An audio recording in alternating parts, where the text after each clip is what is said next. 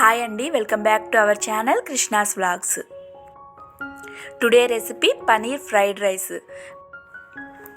పెద్దవాళ్ళకైనా చిన్నపిల్లలకైనా lunch box రెసిపీగా దీన్ని క్విక్గా ప్రిపేర్ చేసుకోవచ్చు. టేస్ట్ చాలా బాగుంటుంది, చేసుకోవటం చాలా ఈజీ. ముందుగా దీనికోసం 100 గ్రాముల పన్నీర్ని ఈ విధంగా చిన్న ముక్కలుగా కట్ చేసుకోండి. పన్నీర్ని ఇలా క్యూబ్స్లా కట్ చేసుకున్న తర్వాత ఒక క్యారెట్, 2 బీన్స్ని వీలైనంత సన్నగా ఈ విధంగా కట్ చేసి తీసుకోండి. ఇలా కట్ చేసుకొని పక్కన పెట్టుకోండి. ఇప్పుడు స్టవ్ వెలిగించుకొని ఒక ప్యాన్ని పెట్టుకొని ఇందులోకి 2 టేబుల్ స్పూన్ల వరకు ఆయిల్ని తీసుకోండి.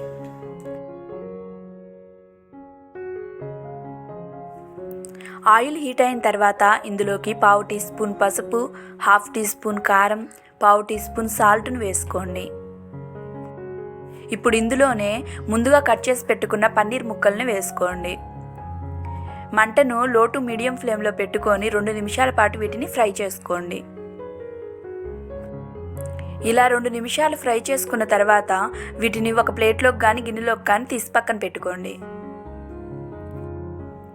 ఇప్పుడు అదే ప్యాన్లో మళ్ళీ 2 టేబుల్ స్పూన్ల ఆయిల్ని తీసుకోండి. ఆయిల్ హీట్ అయిన తర్వాత ఇందులోకి మనం ముందుగా కట్ చేసుకున్న క్యారెట్ని, బీన్స్ని వేసుకోండి.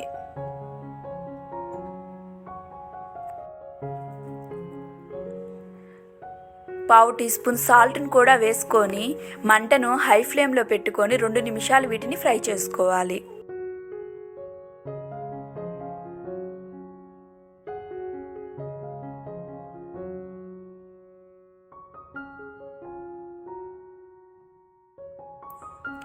మనం చేస్తున్నది ఫ్రైడ్ రైస్ కాబట్టి ఈ వెజిటేబుల్స్ కంప్లీట్గా కుక్ అవ్వాల్సిన అవసరం లేదు.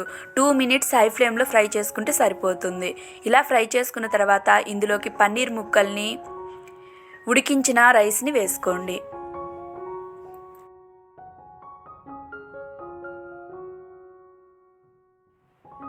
ఇప్పుడు ఇందులో రుచికి సరిపడా ఉప్పును వేసుకోండి. 1 టీ స్పూన్ వరకు పెప్పర్ పౌడర్ని వేసుకోండి. ఇందులోనే 1 టీ స్పూన్ వరకు సోయా సాస్ని, 1/2 టీ స్పూన్ వరకు టమాటా సాస్ని వేసుకోండి. మంటను హై ఫ్లేమ్లో పెట్టుకొని వీటన్నింటినీ 2 నిమిషాల పాటు కలుపుకోవాలి. ఖచ్చితంగా మంటను హై ఫ్లేమ్లో పెట్టుకొని రైస్ని కలుపుకోవాలి. అప్పుడే ఫ్రైడ్ రైస్కి మంచి స్మోకీ ఫ్లేవర్ అనేది యాడ్ అవుతుంది. 2 నిమిషాల తర్వాత స్టవ్ ఆఫ్ చేసుకొని సర్వింగ్ ప్లేట్లోకి తీసుకొని సర్వ్ చేసుకోండి. అండి, ఎంతో టేస్టీగా క్విక్గా పన్నీర్ ఫ్రైడ్ రైస్ అనేది మనం ప్రిపేర్ చేసుకోవచ్చు. లంచ్ బాక్స్లో కానీ, ఎప్పుడైనా కిడ్స్ అన్నం తిన్నని మారం చేసినప్పుడు కానీ ఇలాంటివి చేసి పెడితే చాలా ఇష్టంగా తింటారు. ఈ రెసిపీ కనుక మీకు నచ్చినట్లయితే ఒక లైక్ చేయండి. మరెన్నో మంచి రెసిపీస్ కోసం మన ఛానల్ని సబ్స్క్రైబ్ చేసుకోండి.